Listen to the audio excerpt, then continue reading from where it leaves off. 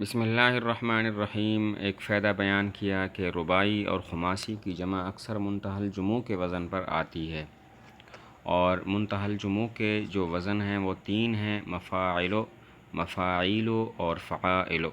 مفاعلو کی مثال جیسے مساجدو، یہ مسجد کی جمع ہے۔ مفاعیلو کی مثال جیسے مفاتیحو، یہ مفتاحن کی جمع ہے، چابی۔ اور فعائلو کی مثال جیسے رسائلو، یہ جمع ہے رسالتن کی۔ ایک فائدہ بیان کیا کہ رباعی اور خماسی یعنی 4 حرفی لفظ اور 5 حرفی لفظ کی جمع اکثر منتہی الجموع کے وزن پر آتی ہے، اور منتہی الجموع کے وزن 3 ہیں: مفاعلو، مفاعیلو اور فعائلو۔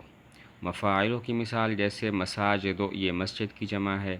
مفاعیلو کی مثال جیسے مفاتیحو، یہ مفتاحن کی جمع ہے۔ اور فعائلو کی مثال جیسے رسائلو، یہ رسالتن کی جمع ہے۔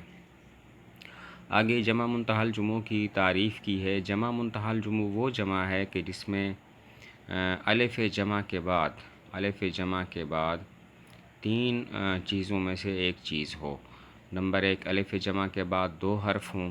نمبر 2، الف جمع کے بعد 1 حرف مشدد ہو۔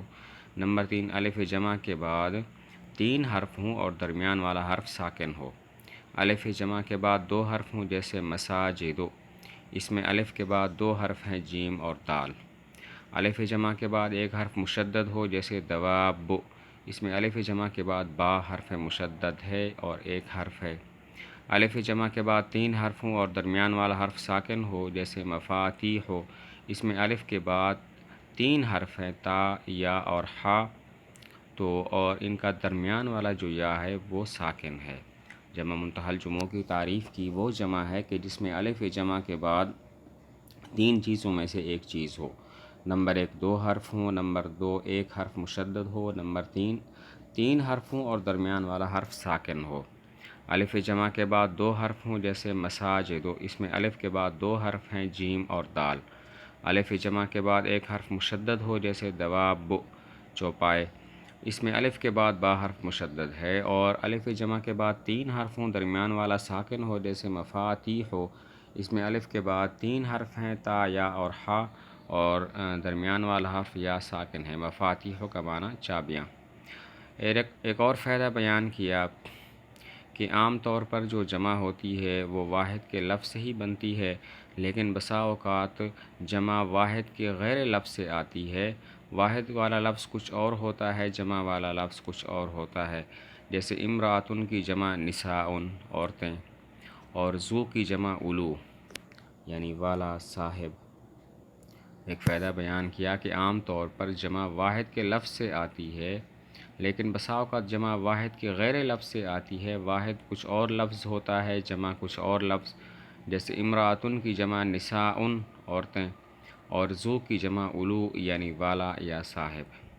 ایک اور فائدہ بیان کیا کہ کبھی واحد اسم جمع کے معنی دیتا ہے، کبھی واحد میں اسم جمع والا معنی ہوتا ہے، جیسے قوم، رہتن، رکبن۔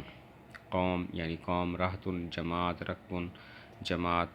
تو اس میں یہ الفاظ سب کے سب واحد ہیں، لیکن ان میں اسم جمع والا معنی ہوتا ہے، جمعیت والا معنی ہوتا ہے، ایسے لفظ کو اسم جمع کہتے ہیں۔ ایک اور فائدہ بیان کیا کہ بعض الفاظ کی جمع خلاف قیاس آتی ہے۔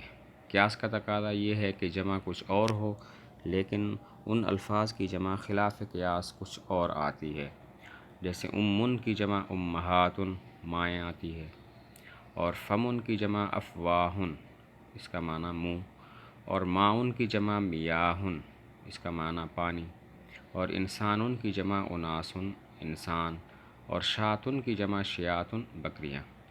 ایک فائدہ بیان کیا کہ بعض الفاظ کی جمع خلاف قیاس آتی ہے۔ قاعدے کا تقاضا اور قیاس کا تقاضا یہ ہوتا ہے کہ جمع کچھ اور ہو لیکن آتی کچھ اور ہے، جیسے امن کی جمع امہاتن، کئی مائیں، فمن کی جمع افواہن، کئی منہ، ماؤن کی جمع میاہن، پانی، انسانن کی جمع اناسن، یعنی کئی انسان، اور شاتن کی جمع شیاتن، کئی بکریاں۔